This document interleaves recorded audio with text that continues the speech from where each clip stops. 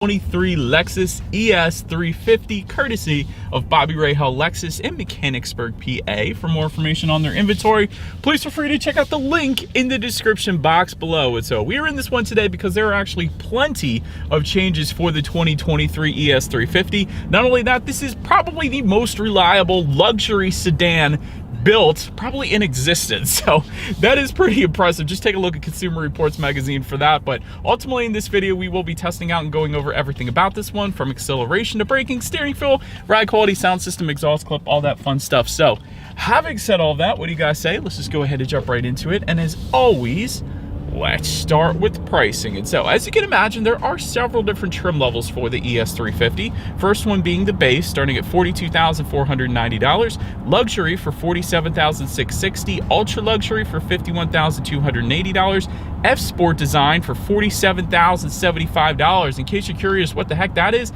a new trim level for 2023. So we'll get more into that as the video goes on. But then the F Sport Handling for $48,950. But regardless of trim level that you go with, power plant on the ES350 is going to be the same. Powering the beast is a 3.5 liter naturally aspirated V6, putting out 302 horsepower, 267 pound-feet of torque. Power is going to be sent to the front wheels through an 8-speed automatic with paddle shifters, which we will be testing out here in a little bit.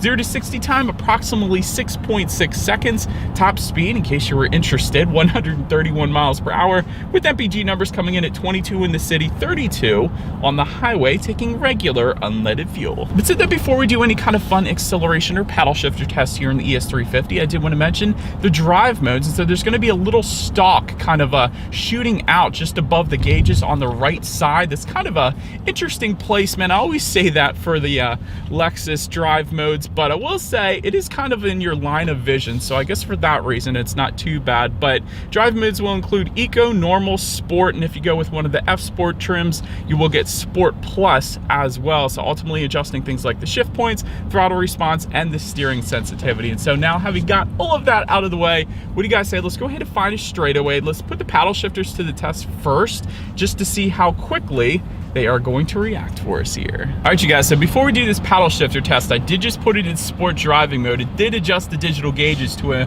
kind of a white and red hue, and we'll get more into those in a second here, but I am going to put the shifter all the way to the back and to the left. That is going to give me full manual shifting, kind of full control over the shifting and the gears there. So having said that, we found our straightaway here, and the air is blasting. Let's turn that down.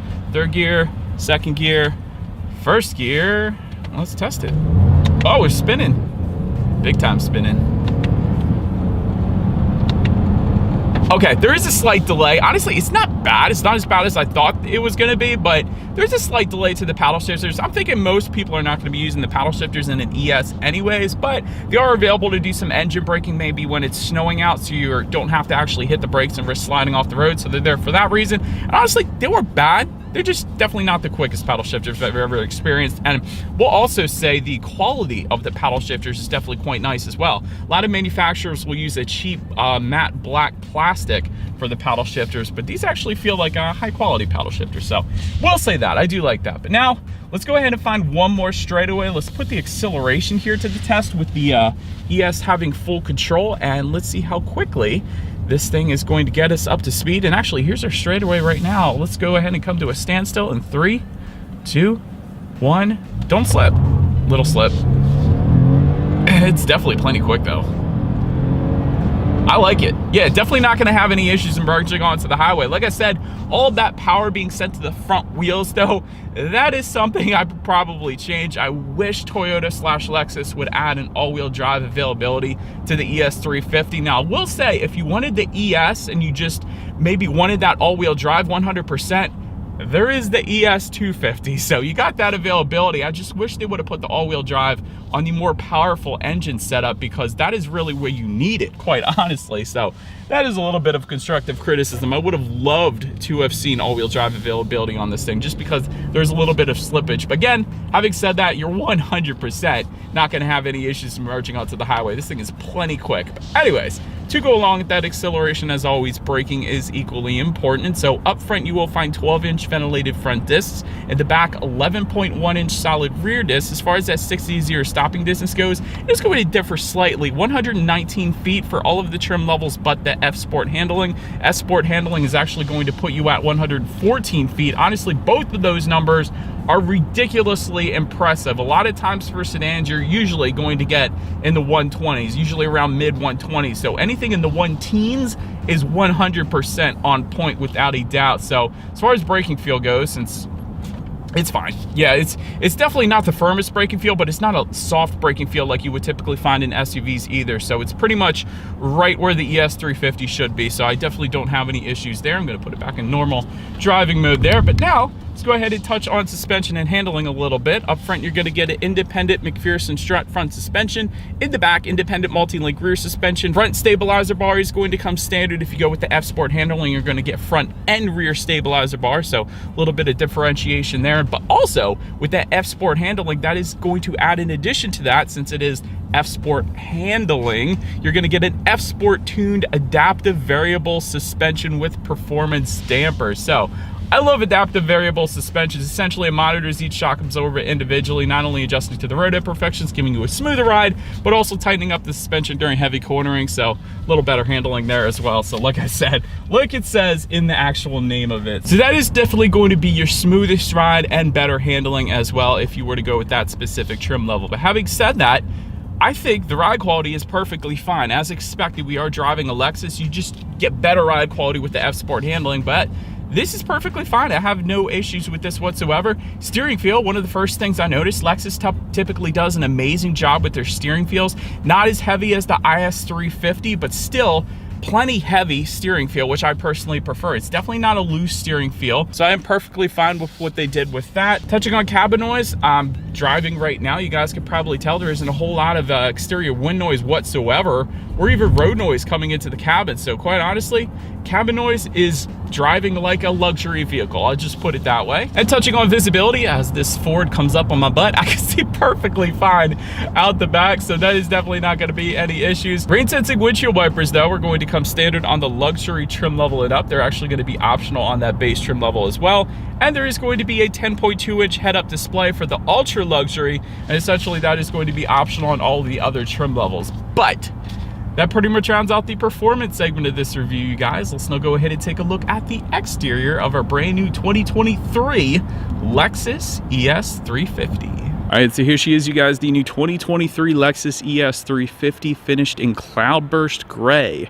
If you were curious where this one is made, since the VIN starts with the number 5, this one is actually built in the US, specifically Kentucky. So, did want to mention that to go ahead and get started here. But new F Sport design trim for 2023. Let me actually start with that. Essentially, that gives you all the aggressive looks that the F Sport traditionally has given you, but without the performance aspect of it. So without the adaptive damping suspension and the other performance aspects. So did want to mention that if you want the F Sport looks without the added handling, there is an F Sport design trim for 2023. So that's going to change that up for you. But as always, let's go ahead and start up front here. Lexus spindle front grille, of course, coming standard. You do have the chrome surrounds to that front grille as well. At least if you go with the non-F Sport trims. If you go with the F Sport trims, you're going to get some dark chrome surrounds. So did want to mention that. Front air curtains down to the bottom corners, helping direct air around the wheel and tire combination, of course. You will also get a unique grille design with a unique front fascia for the F Sport trims, like I was just saying there. A little more aggressive appearance up front.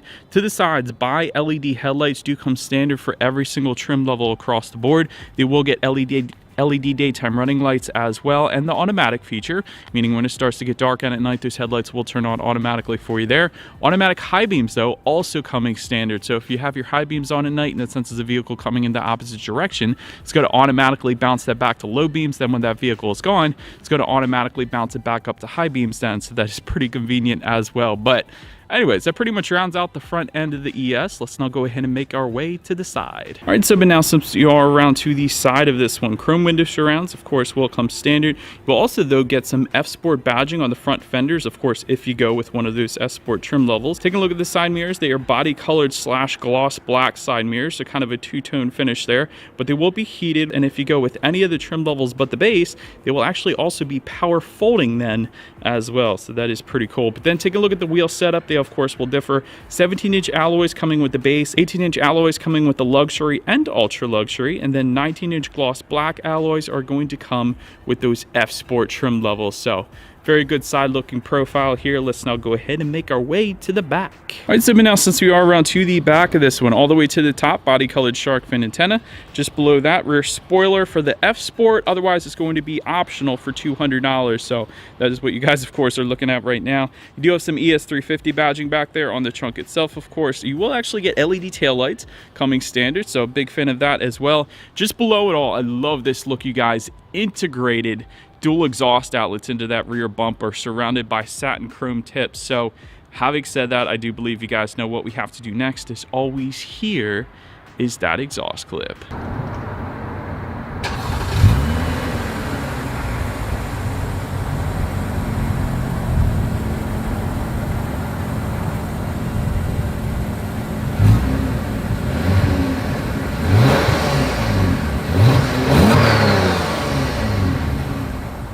All right, so now since we are around to the back of the ES, when it comes to opening that rear trunk, it is a power trunk if you were to go with the Ultra Luxury. And by the way, that comes with a kick sensor as well. So it's a hands-free power trunk, so that's even better. But anyways, once opened up, cargo capacity comes in at 13.9 cubic feet. LED cargo lighting also coming back there, so not just the regular halogen bulbs, but LEDs, so that's pretty cool. You do have a couple grocery bag hooks back there. There is some chrome-plated tie-down anchors. This is stuff that you typically find on SUVs, but not usually on sedans, so I want to emphasize that. If you were to lift up then underneath of that cargo floor, you are going to find a spare tire and all of those tools, of course. But one thing is, though, the rear seats don't fold down, but there is a pass-through. So if you had like some 2x4s or some skis, maybe, I don't know, but you could probably put that through the pass-through. So I did want to mention that. But anyways, then making our way up to the rear legroom, that is going to come in at 39.2 inches. For reference, I'm an even 6 feet tall. This is how much space I have back there. Rear ventilation does come standard, dual rear USB charging ports as well. But not only that, there's also a 12-volt power outlet back there, which you don't usually find on sedans. So I just did want to emphasize that. Power rear sunshades coming then with the luxury and ultra luxury trim levels. And of course, as well, you have these samurai sword door handles that Lexus is now known for, which I am a big fan of. So did like that as well. But so then making our way up to the front seats, 10-way power adjustable front seats do come standard.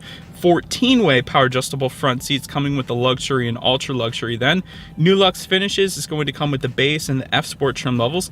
Quilted leather, however, is going to come with the luxury and ultra luxury trims. Heated and ventilated front seats for the luxury trim level and up, and that's going to be optional on the base. Memory settings then coming with the luxury trim level and up, and again optional on the base, and that's for up to 3 different drivers. In case you were curious, there we have that.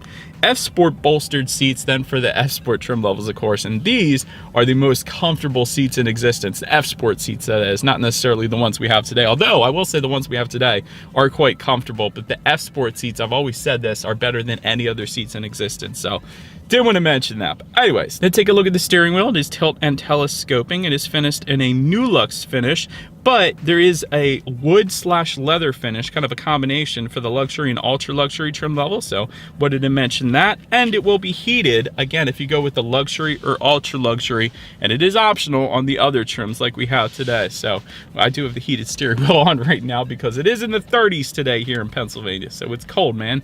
But anyways, then make our way to the startup. Let me start by showing you guys the key here. You got your Lexus logo on the one side, then when you flip it over, lock, unlock, and the button to pop the power trunk there. But it is essentially all keyless entry with a push button start. So all I'm going to do here is simply put my foot on the brake and press that silver engine start button located just by the driver's right knee. And so when it comes to the gauges, Lexus always does an amazing job with the gauges, I will say that. So you kind of have this F Sport style gauges, and they do adjust dependent upon the drive mode that you put it in, as I mentioned earlier. So if I were to put it in eco driving mode, it's going to kind of give me some of those blue hues. If I were to put it in normal, it's kind of going to be black and white. Then if I were to put it in sport, it's going to be white and red and very bold kind of numbers there. So it definitely will change up dependent upon the drive mode that you put it in. And of course, you can display other things as well. There are steering wheel mounted controls found on the left side of the steering wheel. Gives you different things like your radio settings, there's safety information when you need your next oil change, how many miles you have left until you hit empty.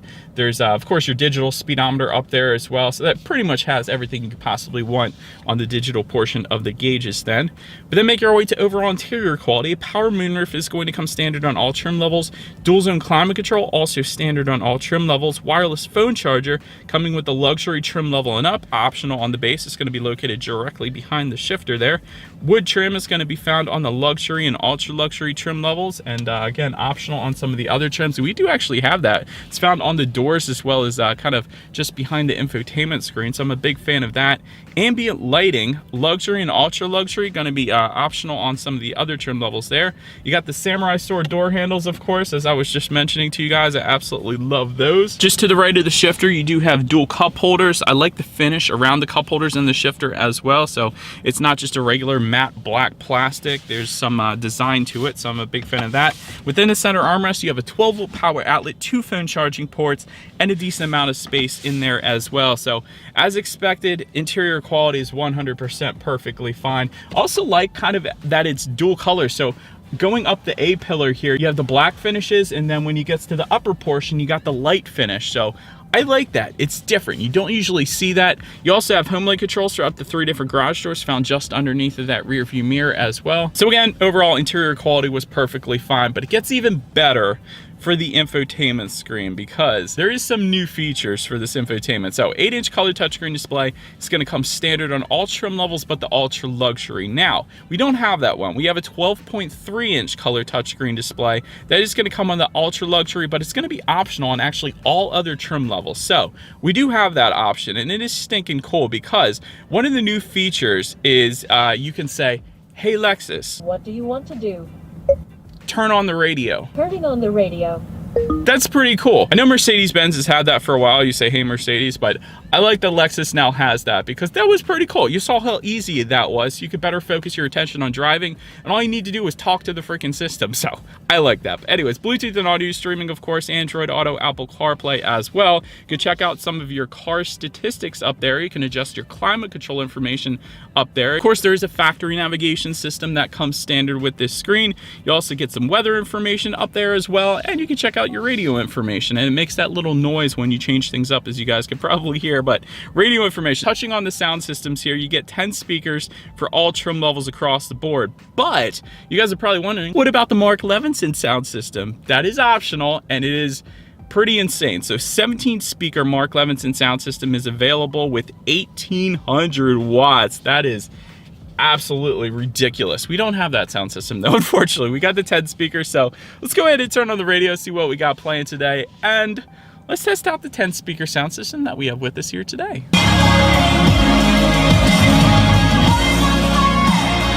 All right, couple things. Obviously, the Mark Levinson sound system is absolutely amazing, but for the size of the ES, those 10 speakers did a dang good job. Plenty of bass, plenty of clarity.